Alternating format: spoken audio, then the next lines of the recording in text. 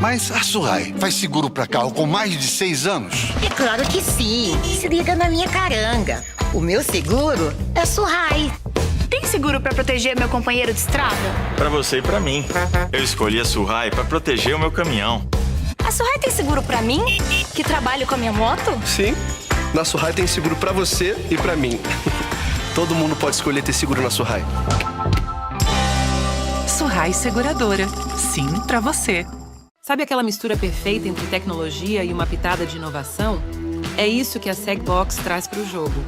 Não é só sobre oferecer serviços de mídia e marketing digital.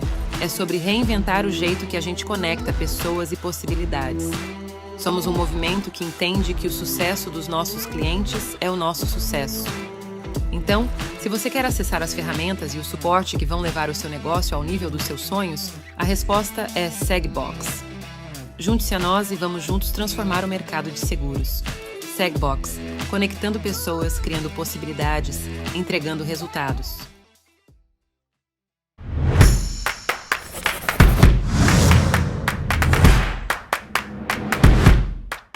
Olá, corretores, tudo bom? Sou o Jorge Tubaeta, fundador da Segbox, e hoje eu estou aqui com o Jorge Dutra, da Suhai Seguradora. Tudo bom, Jorge? Tudo bem, João? Como vai? Tudo ótimo. Olha só, antes da gente começar o nosso bate-papo aqui, que o assunto vocês já sabem, mas vai ser microempresário, como trabalhar com equipes enxutas, poder e canais de capacitação profissional e equilíbrio. Tenho certeza que tem muito corretor interessado nesse assunto, muito microempresário participando aqui. Você que está participando é só escrever no chat, tem um chat aqui do lado, que a nossa equipe de suporte vai aí responder tudo, tá bom? Jorge, você quer se apresentar um pouquinho? Vamos lá. Bem, boa tarde, bom dia a todos os corretores, todo mundo que está presente aí nessa live. Bem, eu sou Jorge Dutra, estou recente na Suhai, estou 3 meses aí como diretor comercial, mas tem uma história aí estou fazendo esse ano 20 anos de mercado segurador. Já trabalhei em empresas como Tokio Marine, MetLife, Zurich, então uma experiência aí larga do mercado, sempre muito próximo do corretor de seguros, né, que é realmente o nosso canal não só de distribuição, como o nosso canal realmente de fomento de negócio e de até crescimento da seguradora. Então, espero aí novamente poder contribuir com essa discussão. Show de bola. Então, eu vou fazer aqui a pergunta inicial, né? Como é que você enxerga o papel do microempresário no cenário atual do mercado de seguros? E como é que o microempresário ele pode ter um diferencial competitivo? Ele pode ser um diferencial competitivo? Cara, essa pergunta é interessante. Primeiro que, assim, eu acho a lei da criação do MEI é de 2008. E esse foi um marco, né, para o país, porque foi assim, a ideia de tirar muitas pessoas da informalidade e trazer isso para um mercado mais seguro e, obviamente, para o governo poder controlar um pouco mais, arrecadar e até dar a assessoria necessária para que esse mercado cresça.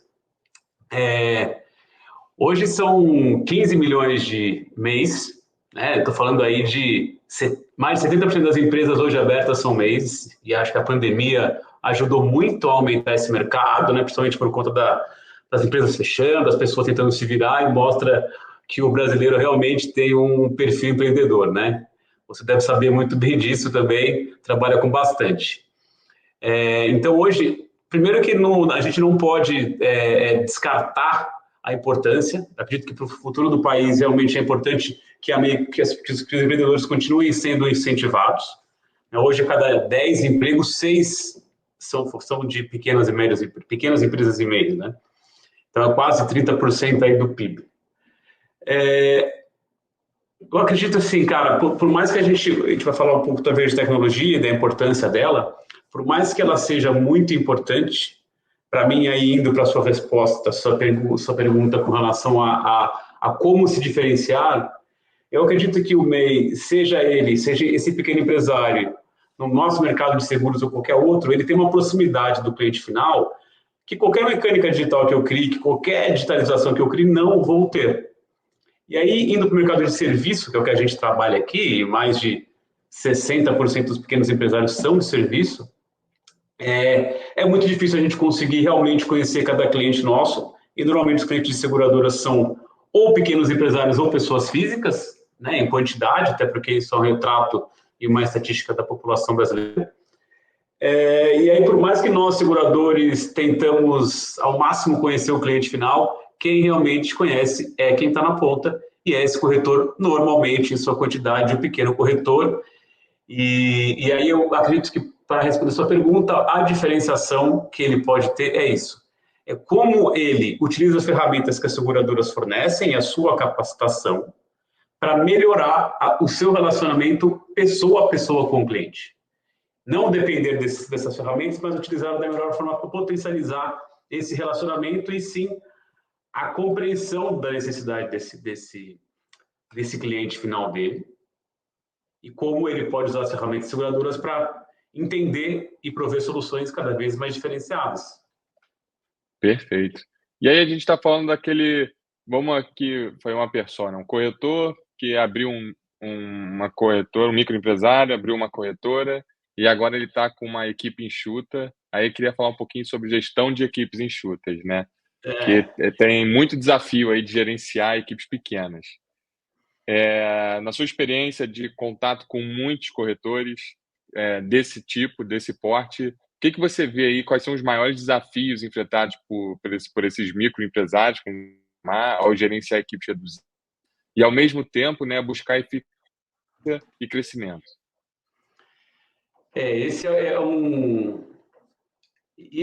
Essa questão, essa dicotomia não é só do microempresário, né? Todo empresário tem isso em escalas diferentes, nós seguradores também temos, eu no meu microambiente na minha área, as pessoas em seus microambientes, de alguma forma todos têm esse desafio, né?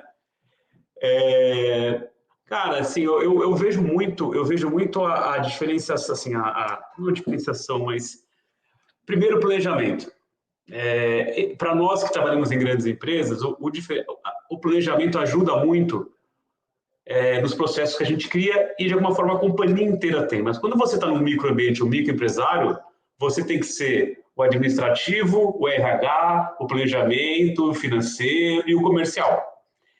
E a parte do planejar acaba ficando de lado, porque você tem as coisas pegando fogo e você tendo que apagar. Mas a minha experiência, eu trabalhei muito com planejamento, cara, para mim o mais importante é você ter o planejamento do seu negócio. Porque se você não tiver um objetivo de longo prazo, acreditar na sua entrega, no seu produto, ter o planejamento de execução disso e ter a disciplina de seguir, é muito fácil você abrir mão, porque normalmente o planejamento, ele demora para dar resultado. É igual, sei lá, fazer um regime. Em uma semana você não vai ver resultado, mas você tem que ter a disciplina.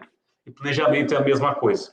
Então, a primeira coisa é você entender onde você quer chegar e como. E ter a disciplina de executar. Isso é importante para você conseguir dimensionar a sua equipe, por exemplo. Quantas pessoas eu preciso? Né? E você conseguir monitorar se esses resultados estão sendo trazidos de acordo com o planejado. E não vai vir tudo para hoje. Você vai ter resultado que vai vir depois de 3 meses, 4 meses. E ter o imediatismo, por mais que seja tentador, o imediatismo, ele não costuma dar certo no longo prazo. Então, você deve ter visto muito corretor, por exemplo, que vou fazer uma iniciativa de vender residencial, por exemplo, um cross-selling na minha base de automóvel. Ele contrata alguém, faz 2 meses, não dá certo, para. Eu entendo, você tem pouco dinheiro para investir, você tem que escolher, mas talvez fazer um planejamento mais de longo prazo, você consiga criar esse movimento de uma certa maneira que depois de um tempo ele vai sozinho. Mas aí é dinheiro na frente, aí é planejamento e organização e disciplina. Então isso para qualquer função, mas para o microempresário eu acho mais necessário ainda, porque você está trabalhando muitas coisas ao mesmo tempo e é muito fácil abrir mão do estratégico para fazer o emergencial. Então para mim esse seria um diferencial assim, muito importante, essa disciplina para poder trabalhar carteira e negócio a longo prazo. Perfeito. Você tendo disciplina e planejamento, você acaba tendo maior produtividade, né? Sim, sim. E quais dicas você daria para maximizar aí a produtividade do corretor para os microempresários, no caso, né? Assim, você recomenda algum tipo de ferramenta para melhorar a produtividade? para produtividade interna, né? Quando você consegue melhorar, fazer mais com menos, que é o que a gente diz, né? Eu não vou fazer propaganda de ferramentas, mas existem muitas disponíveis, né, por aí. Muitos microempresários também fornecem ferramentas para o mercado segurador e para as corretoras. Então, vamos pensar aqui que quando a gente fala de pequeno empresário no mundo de seguros, não são só os corretores, né? Nós, seguradoras, usamos de microempresário para outros serviços que a gente faz e a gente precisa, os corretores também usam.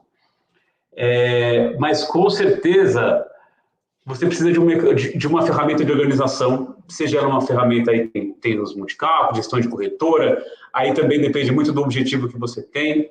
Tem alguns que querem ir mais para leads, por exemplo, para angariar clientes. Alguns têm muitos clientes e não conseguem fazer gestão deles. Então, também você tem que saber tomar cuidado quando você quer muito cliente e não conseguir dar o resultado melhor para cada um deles e conseguir o melhor produto para eles. Então, como você consegue ter um dimensionamento correto para o seu negócio. E vocês, assim, uma coisa que eu escutei muito na minha vida, e infelizmente acontece muito isso, nós seguradores, nós pensamos sempre nos números. Eu estou aqui fazendo um número maior, menor, a gente faz pesquisa, a gente conversa com o corretor para, naturalmente, dar o melhor produto para o corretor para que ele consiga crescer e crescer com a gente. Só que quando eu perco um cliente aqui, eu perco um cliente. Um corretor, quando perde um cliente, ele pode perder mais de um cliente, até porque ele depende do relacionamento. Então, esse tipo de gestão de relacionamento e de produto tem a ver com produtividade, porque você consegue fazer mais com menos do mesmo cliente, por exemplo. Mas é importante ele ter um objetivo muito claro do que ele quer e como tracionar. Não querer fazer tudo para todos. E aí você até pode ganhar muita quantidade, mas você perde produtividade e o resultado vai ficar pior. Perfeito. É o que eu digo muito para os corretores, né? Assim, busquem novas ferramentas, novas soluções, testem, não tenham medo de achar que vai ser substituído por uma inteligência artificial, ela só vem para agregar. Então, assim, tem muita coisa surgindo que eu acho que o corretor tem que ter a curiosidade de testar, né? E hoje em dia as tecnologias e as ferramentas estão ficando cada vez mais baratas, né? E isso é um bom ponto, né, para o corretor de seguros. Só que aí agora mudando um pouquinho o ponto aqui, falando sobre equipes enxutas, né? A gente sabe que é muito difícil você conseguir criar um time, né? Assim, contratar pessoas boas e tal. Só que um dos segredos que a gente vê aqui é a capacitação profissional, né? Na sua visão, qual é a importância da capacitação contínua para equipes enxutas, né? E principalmente para o mercado de seguros? Eu vou te dar. Eu estava conversando com o corretor hoje sobre equipe e ele comentou: aqui eu invisto muito, eu tento formar a pessoa, mas normalmente eu perco para uma seguradora. Então a primeira resposta por favor, forme, porque a gente está precisando. E é um caminho legal, agora sendo bem honesto, é legal, porque primeiro que a gente está trazendo mais pessoas para o mercado, que é um mercado que continua crescendo e está sempre crescendo. Eu, como gestor, fico feliz quando eu consigo formar alguém e essa pessoa vai criar sua própria carreira. E para ir para o corretor também é bom, porque ele acaba trazendo alguém que conhece a corretora dele, que vai trabalhar numa seguradora, e essa troca é muito legal. Te dando isso à parte, então, primeiro, muitas corretoras são a porta de entrada para profissionais do mercado de seguros. Tem essa primeira questão que eu acho muito importante. Agora, claro que quando você está falando de uma profissão mecanizada, o treinamento é muito mais fácil, é processo, né? Então, é muito mais fácil você formar profissionais. Em um mercado de serviço, e como você comentou, enxuto, normalmente a pessoa vai fazer bastante coisa, né? Então, se contratar uma pessoa, vai ser operacional, ela vai fazer a parte financeira, administrativa. Então, isso requer dedicação. E cada corretor e cada empresa tem seus processos. Por mais que você tenha um sistema similar, os processos são um pouco diferentes, né? Cada um amarra o seu barbante de uma maneira diferente. Então, assim, para mim, o importante é você procurar alguém isso, estou falando nada muito diferente, todo mundo já sabe, alguém que você enxerga algum potencial, mas também que tenha valores e comportamentos próximos do que você acredita na sua empresa. Isso ajuda muito, te dá confiança para trabalhar, e aí sim começar a capacitar as pessoas. Porque se você está falando de uma pessoa que está entrando no mercado, dificilmente você vai pegar alguém que já conhece. Pode ser que já conheça, que pode ajudar bastante. E aí sim você começa a capacitar. Para mim, o melhor modelo, eu já fui professor e o que eu acho muito interessante de tipo de capacitação é você conseguir fazer que a pessoa entenda fazendo, só que de alguma forma vendo resultados. Então eu sempre tento colocar assim, olha, o que você fez, aconteceu isso. O que você fez, aconteceu isso. Em empresas menores isso é mais fácil, porque o resultado está logo ali. Então incluir as pessoas no aprendizado e no mérito do resultado, eu acho que engaja e aprende muito mais rápido, tá? Esse processo, e aí, não vou ficar falando de ferramentas, porque nós temos aí, né, acho o próprio, por exemplo, o Sebrae em si já tem alguns cursos, né, a própria aqui, a Surrai, a gente tem, o Surrai Capacita, com quase 40 mil usuários e mais de 100 vídeos, e de todas outras seguradoras também tem. Então, de novo, as seguradoras são grandes empresas com grande capital e investem bastante nisso. Os corretores podem usar. Usem. Para quem você vai investir, você já tem um fornecedor seu que está investindo, já tem uma assessoria que está investindo para você. Então, assim, quem está prestando serviço para você também está investindo em capacitação. Aproveite. Então, onde consumir não falta, a internet está aí. A questão é escolher bem, entender onde você quer chegar e levar as pessoas e dar feedbacks. Uma pessoa costuma sair das empresas pelo clima ruim, por falta de expectativa, de perspectiva, e normalmente falta de perspectiva é expectativa não alinhada. Então, deixe claro para a pessoa, não tente segurar ela sem querer ser segurado, porque você vai ter um profissional muito insatisfeito. Perfeito. É isso que você falou, né? O que não falta é ferramentas de capacitação disponíveis na internet, né? Aí o corretor escolhe melhor. A Segbox tem uma para marketing digital muito legal, já fazendo aqui minha propaganda. A Baeta tem muitas sobre as seguradoras, temos da Surrai lá também. Mas o importante é ser contínuo. Você fazer uma vez só, não adianta, porque tudo muda, né? O produto de hoje vai ser diferente do produto de amanhã e é sempre importante o pessoal estar capacitado. Agora, falando um pouquinho do microempresário, né? Que ele falar um pouquinho do equilíbrio entre trabalho e vida pessoal, porque a gente sabe que é complicado. A pessoa acaba misturando as coisas, né? Porque faz parte, ele não consegue tirar férias, por exemplo, e desligar a chavezinha do trabalho. Opa, não vou mais ver e-mail, daqui a 15 dias, 30 dias eu volto. Isso não existe, né? E aí, queria saber como é que o microempresário pode equilibrar as demandas de gerir o negócio com a necessidade de manter um estilo de vida saudável para si e para a sua equipe. Você tem alguma dica para dar? Essa é uma boa pergunta. Bem, primeiro, a gente tem que ensinar nós aqui da área comercial a fazer isso. Porque é um desafio para todo mundo, né?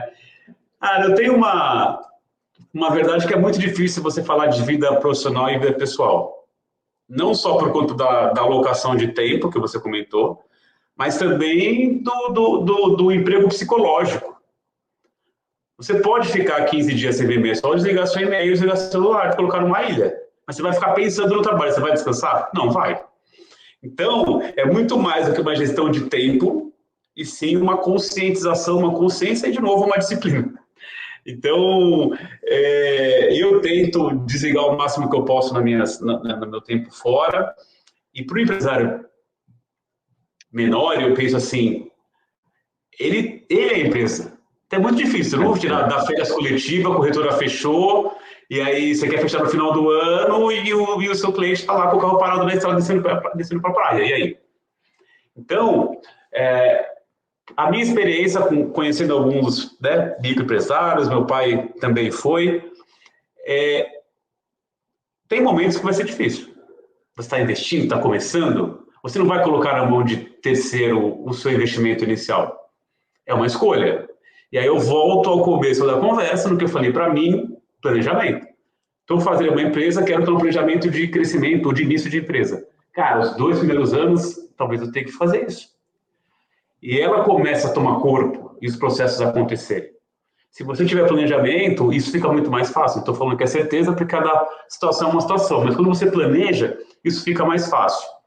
Agora, quando você vira um ótimo comercial, por exemplo, isso é muito mais quem está na linha de frente comercial, você acaba criando contato. Então, mesmo você de férias, colocando lá sua fotinha no WhatsApp com um guarda-sol na praia, falando, estou de férias, mesmo assim, ainda vem as mensagens, mas como saber lidar com isso? Porque por mais que o comercial dê demanda, e eu escuto isso muito de corretor e nas seguradoras também, o operacional que causa. E esse operacional, se você tiver planejamento, você consegue ir passando e a empresa crescendo. O comercial, o cara que vai te ligar às vezes, isso acontece, você gerencia, manda para algum lugar, mas assim, o empresário mesmo, que consegue desligar 100%, isso é cada vez mais difícil, até porque, de novo, o profissional pessoal é uma pessoa só, então elas são interligadas. Isso é uma gestão pessoal de como você trata isso, mas eu acredito que organização e planejamento, principalmente em tarefas operacionais, ajudem a largar um pouco, e eu acho que da onde vem a maior dor de cabeça. Perfeito. Isso que você falou, né? O pequeno corretor, ele é a empresa, né? Ele é a corretora, né? Então, é aquilo. Se tiver um sinistro na Surrai, o cliente vai ligar para ele. Não, é bem complicado essa situação, né? Essa posição dele. Mas aí agora eu queria falar um pouquinho sobre perspectivas futuras, assim, né? Quais tendências você enxerga para o pequeno corretor no setor de seguros, né? E como é que eles podem se adaptar a prosperar nos próximos anos? Assim, porque isso é um tema que dá para a gente falar anos, né? Até porque é aquele negócio, né? Todo mundo falando que o pequeno e médio corretor vai acabar, eu estou no mercado de seguros há 16 anos, há 16 anos eu escuto isso, que o pequeno e médio corretor vai acabar. E pelo contrário, a gente só vê crescer. Então, quais são as tendências que você vê, perspectivas para o futuro deles? Tem um caso curioso, assim, porque há uns 15 anos atrás, estou chutando mais ou menos um tempo, a gente olhava para os mercados desenvolvidos, Europa, Japão, Estados Unidos, e começava a ter uma ideia do que ia ser o nosso daqui a X tempo. E isso tem funcionado. A questão é que o digital, depois da internet, esses limites foram sendo derrubados. Então, esses desafios que a gente enfrenta aqui hoje são os mesmos que os corretores nos Estados Unidos estão sofrendo, ou enfrentando, na Europa, no Japão e por aí vai. Tá? O que eu percebo, e isso me parece cada vez mais claro, primeiro, essa coisa de acabar, deve mudar, deve. Agora, esse relacionamento pessoal na contratação de um serviço tão vital como o seguro, eu ainda não vejo sendo quebrado. Sim. Só se a gente transcender para outro tipo de ser humano, aí tem que ler os livros aí apocalípticos para chegar nesse ponto. Hoje não vejo, talvez na nossa geração isso não aconteça. Em mercados mais maduros, isso também não acontece. O que tem acontecido é o corretor ficando cada vez, não vou falar menor, mas mais próximo da comunidade que ele pertence e sendo meio que o hub de seguros dali. E aí ele que vai alocando de acordo com a demanda a necessidade de cada cliente que ele tem. Porque, de novo, ele conhece mais do que qualquer um. E aí a gente o mercado começou a ter uma estatística cada vez melhor, para precificar cada vez mais inteligente, e você já vê movimentos de voltando. Não, vamos fazer um negócio mais simples. Então, assim, por mais que a gente tente fazer alguma coisa, quem vai ser o demandante da ponta é o corretor. E as seguradoras sabem que o corretor é um fator de risco, e um fator de risco bom, porque ele faz uma seleção. Ele não vai querer prejudicar o fornecedor dele, que é a seguradora, colocando o cliente ruim. Então, ele já faz uma pré-seleção, por mais que no QBR, ou seja lá onde for, ele preencha o que ele quiser lá, o cliente. Então, resumindo, para mim, primeiro, esse ponto do corretor, ele vai continuar, e isso é muito importante para nós no mercado segurador. Isso é muito bom. Quais são os desafios? Agora, fazendo referência ao meu, eu vou fazer o meu. A Surrai tem como objetivo, e não só a Surrai, mas a gente tem o objetivo de chegar onde ninguém chegou. Eu preciso ir no cliente que nem sabe que ele é cliente, que talvez saiba que é seguro. E o corretor hoje está acostumado a pescar onde ele pesca, porque é por indicação, é o cliente dele que já indicou para ele, e aquele vizinho dele lá que é motoboy que nunca conversou com ele, por exemplo. Porque demanda tem, o mercado cresce. Só que isso tem um limite, e não só um limite, as pessoas que não têm esse acesso vão procurar. Por isso que outros mercados apareceram por aí fora do mercado segurador regulado. Tá? Primeiro porque as seguradoras também não tinham solução para isso. Então, a demanda existe, as pessoas têm essa vontade. Algumas não conhecem. Então, o corretor tem, se ele quer continuar crescendo e ser cada vez mais relevante, e, de novo, se ele continuar assim, não vai acabar, mas ele está perdendo potencial. A gente sabe, essas estatísticas devem ter ouvido algumas vezes, 60%, 70% dos veículos do Brasil não tem seguro, moto passa de 90%, e aí? E a gente continua crescendo 20% ao ano. Só que veículo por aí tem um monte. Eu estou falando só de um seguro, né? Porque a gente está falando aqui do produto que a gente trabalha. Então tem bastante potencial. Então, para mim, a necessidade do corretor, da existência e do sucesso dele é vital para nós do mercado. E, de novo, não só do brasileiro. Agora, como é que eu chego nesse cara? Ferramentas digital, assim, eu imagino que você já tenha conversado bastante e todos os corretores aqui saibam quais são, existem, como chegar. A questão é como investir e quem é essa persona? Quem é esse cliente que eu não chego? Se esse cara não conhece seguro, como que eu chego nele? O que ele consome? Então, para mim, é mais do que a sobrevivência ou a existência ou o crescimento do corretor. É como que a gente faz um mercado de seguros maior. E é explorar esse mercado que hoje a gente não chega. Chega meio que tateando aqui e acolá, mas é um mercado que ainda está... E aí, tudo bem, a gente pode falar que falta educação, isso é governo, mas se a gente for ficar esperando essas coisas, o mercado não vai mudar de novo, na nossa geração. Mas potencial tem. Eu acho que o corretor que conseguiu olhar cada vez melhor isso, a gente tem exemplos, né? Mas cada vez mais os corretores fazendo esse trabalho, eles conseguem, independente de tecnologia, ter um Brasil mais seguro e um mercado cada vez mais pujante aqui no Brasil, né?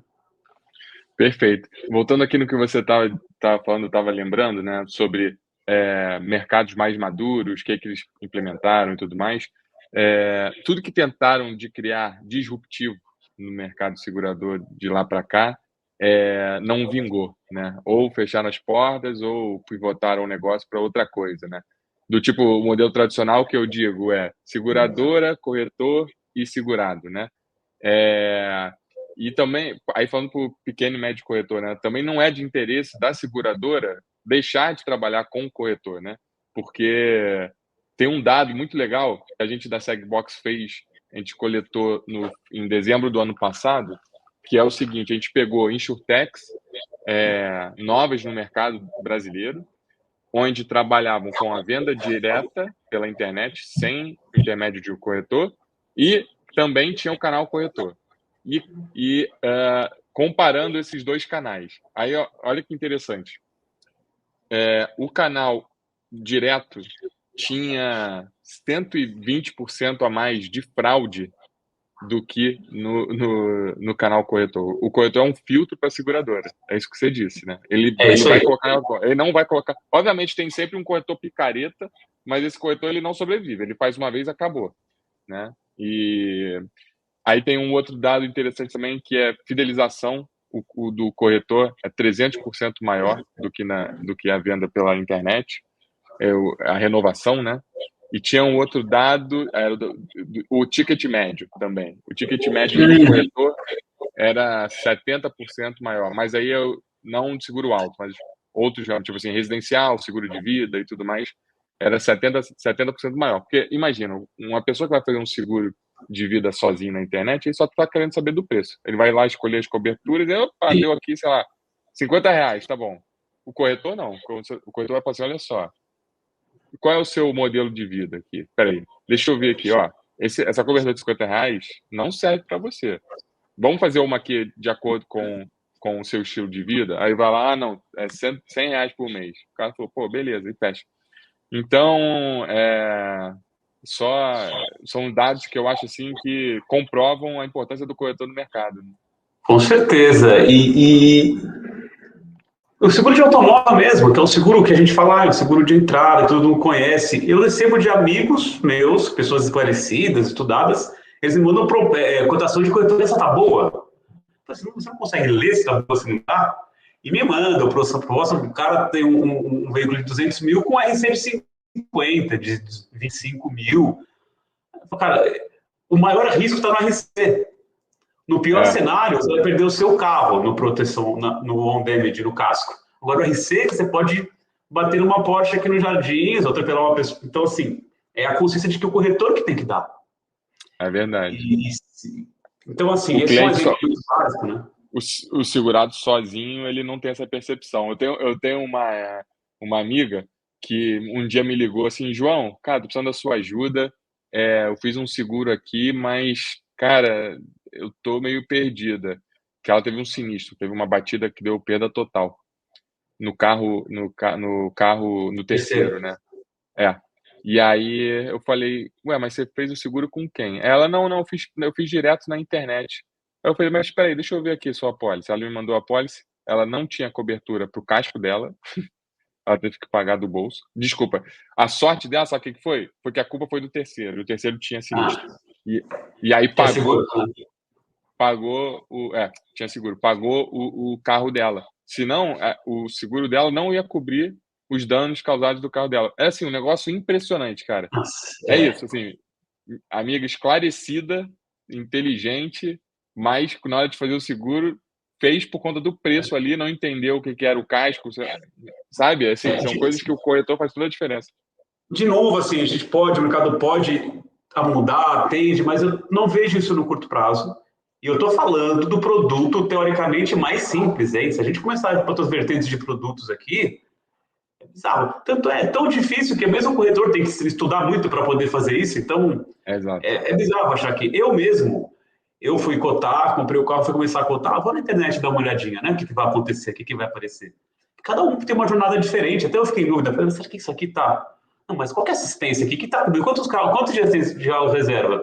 Eu fiquei um pouco imaginando. Então, assim, tem muitas variáveis, né? A gente tem que tomar cuidado. Então, assim, cara, e aí a questão da fraude é um mercado que vende uma promessa, que sai num papel, de um bem, geralmente de valor muito relevante para o cliente, e de um prêmio, né?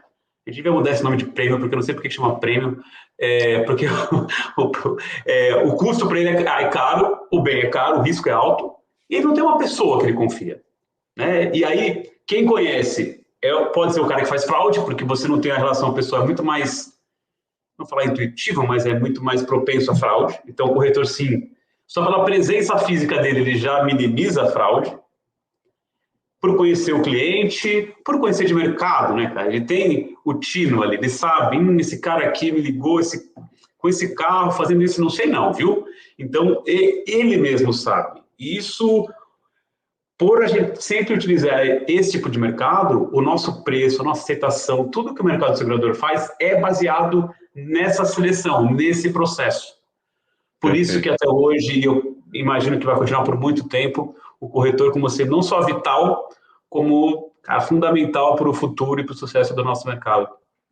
Perfeito, isso aí. Só basta o corretor acompanhar as tendências de inovação, tecnologia, para poder se adaptar, mas sempre vai continuar existindo. A gente fala, as seguradoras estão investindo sempre, e o investimento da seguradora é para capacitar o corretor. E eu não vou falar de todas, mas todos os exemplos que eu vejo são nessa direção. Porque é de interesse das seguradoras, com certeza. Isso aí. Bom, Jorge, a gente está chegando ao fim. Queria muito agradecer sua participação. Queria agradecer a participação dos corretores também. Nossa equipe está respondendo aqui o chat, dando todo o suporte. Jorge, se quiser dar as considerações finais, é com você. Obrigado pela oportunidade, João. Todos os corretores e todo mundo que está assistindo aí, obrigado pela atenção. E estou à disposição, né? Nossos contatos aí, a Surrai está à disposição de todos vocês. Foi um prazer. E esse tema é muito legal. Eu sempre gosto de falar de futuro. Eu sou de planejamento, então sempre fui de planejamento. Eu gosto muito de falar de futuro. Sempre erro, mas é bom porque planejar nos faz ter um alvo, nos faz ter um motivador de ação. E esse planejar exerce um pouco o nosso cérebro nesse sentido. Então, minha mensagem é o canal corretor, o corretor, assessorias que nos ajudam bastante para atender o corretor, que faz o mercado continuar crescendo. A gente sabe, muitos corretores que eu falo, pô, não falta demanda, eu tenho gente querendo, mas eu não tenho aceitação. Eu tenho gente querendo, mas eu não consigo, não tenho braço. O preço médio, o prêmio médio está caindo, a comissão está ficando menor. Tá, e aí? O que você vai fazer? Então, aí volta para a produtividade. A gente tem que pensar diferente para que a gente continue crescendo nesse ritmo e chegar nesse mercado que hoje, nós, como mercado segurador, não conseguimos. Perfeito, Jorge. Bom, pessoal, muito obrigado e até a próxima. Valeu!